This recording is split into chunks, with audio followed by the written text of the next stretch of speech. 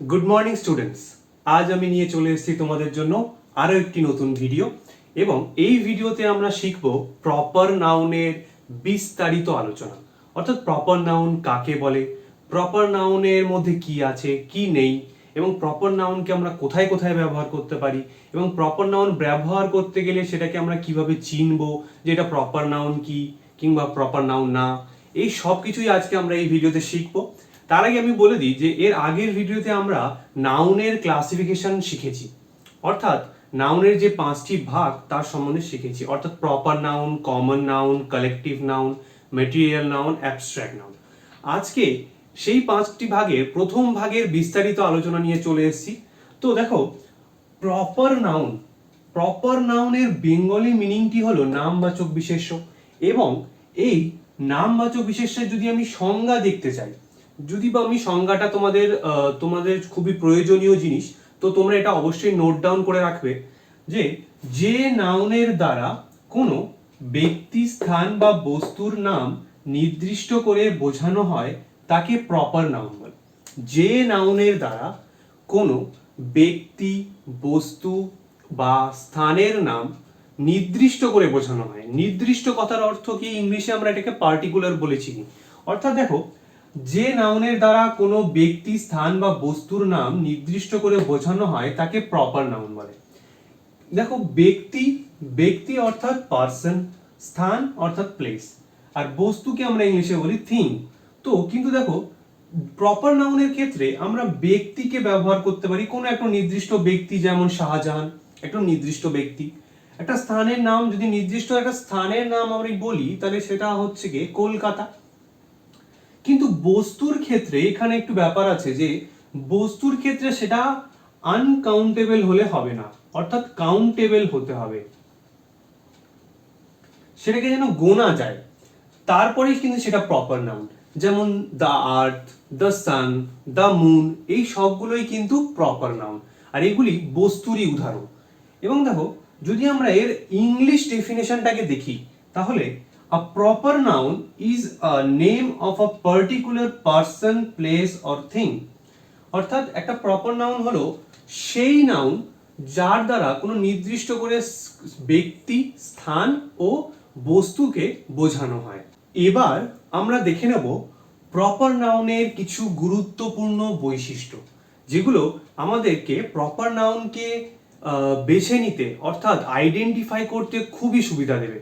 তো অবশ্যই তোমরা এটা নোট ডাউন করবে খাতায়, কখনো যাতে ভুলে না যাও।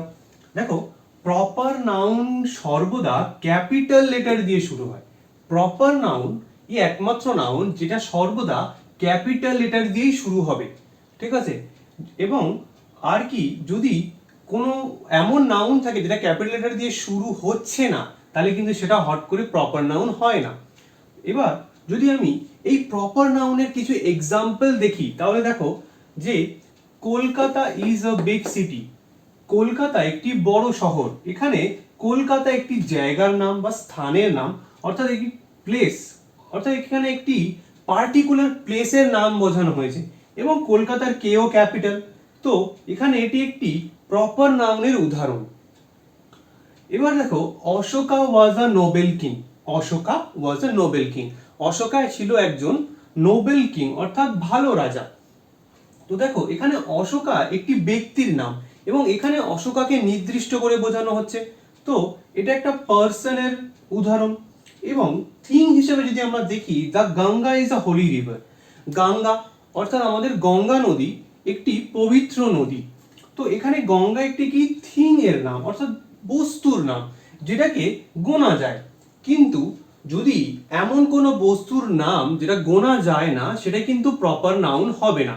আমি আবারও বলছি, যে সকল প্রপার নাউনের মধ্যে যে বস্তুগুলো থাকবে এবং সেটাকে যদি গোনা না যায় তাহলে সেটা কিন্তু প্রপার নাউন হবে।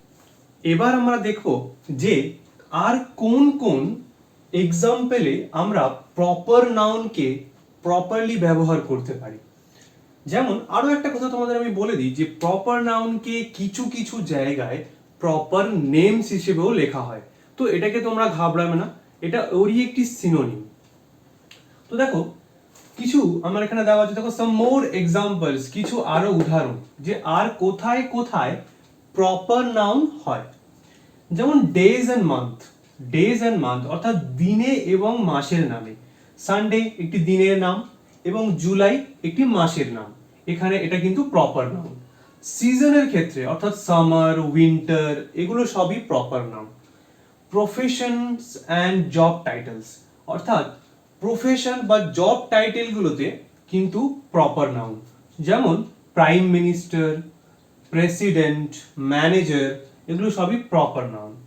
ন্যাশনালিটিস অ্যান্ড কান্ট্রিজ অর্থাৎ দেখো যদি আমি কান্ট্রি দেখি, যে কোনো কান্ট্রি অর্থাৎ দেশের নাম যদি হয় সেটা কিন্তু প্রপার নাউন, যেমন ইংল্যান্ড। এবং ইংল্যান্ডের যে বাসিন্দারা অর্থাৎ ইংল্যান্ডে যারা থাকে তাদেরকে আমরা ব্রিটিশ বলি, সেটাও কিন্তু প্রপার নাউন। যেমন এর একটা সিমিলার উদাহরণ হিসেবে আমরা দেখতে পাই যে ইন্ডিয়া, ইন্ডিয়ান। ইন্ডিয়া একটি কান্ট্রির নাম এবং ইন্ডিয়ান একটি ভারতীয় এবং ভারতবর্ষ। দেখো আরো আছে যেমন ব্র্যান্ড নেম, বড় বড় ব্র্যান্ডের নামও কিন্তু প্রপার নাউন, যেমন পুমা, নাইকি, এগুলো সবই কিন্তু প্রপার নাউন। শুধু যে কোনো ব্র্যান্ডের নামই কিন্তু প্রপার নাউন। আবার কি আছে ল্যাঙ্গুয়েজেস অর্থাৎ ভাষা, যেমন ইংলিশ, বাংলা, হিন্দি, যাই ভাষা হোক না কেন সেটা কিন্তু প্রপার নাউন।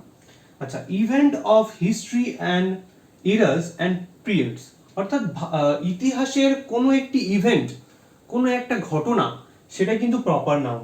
যেমন দ্য গ্রেট ইন্ডিয়ান রিভল্ট অর্থাৎ মহাবিদ্রোহ যেটাকে আমরা বলি, যেটা 1857 খ্রিস্টাব্দে হয়েছিল, তো সেটাও কিন্তু একটি প্রপার নাউন।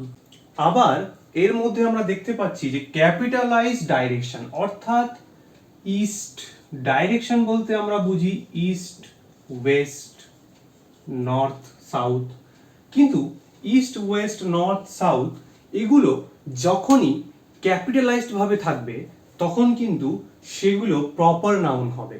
আবার ঠিক সেম ভাবে কিছু কিছু রিলেশন অর্থাৎ ড্যাড, মম, এগুলোর যদি প্রথম অক্ষর ক্যাপিটালাইজ ভাবে থাকে কোনো সেন্টেন্সে তাহলে কিন্তু সেটা প্রপার নাউন। ঠিক যেমন ভাবে কোনো ডাইরেকশনের নাম যদি কোনো সেন্টেন্সের মধ্যে ক্যাপিটালাইজ ভাবে থাকে অর্থাৎ তার প্রথম অক্ষরটা যদি ক্যাপিটাল ভাবে থাকে তাহলে কিন্তু সেটা প্রপার নাউন। অবশ্যই মনে রাখবে, এটা কখনোই ভুলবে না। তো যেমন যদি আমি একটা এক্সাম্পল হিসেবে বলি যে do you know dad is coming, তো সেখানে কিন্তু ডিটা অবশ্যই ক্যাপিটাল হিসেবে থাকবে এবং সেই জন্যই এখানে এটা একটা প্রপার নাউন হিসেবে ব্যবহৃত হবে। আশা করি তোমাদের ভিডিওটা খুবই ভালো লেগেছে। তো তোমরা অবশ্যই সবগুলোকে নোট ডাউন করবে এবং যদি কোনো সমস্যা থাকে তাহলে আমাকে কমেন্ট করে জানাবে, আমি অবশ্যই সেগুলোকে দেখার চেষ্টা করব। আজ এই অবধি, দেখা হবে পরের ভিডিওতে।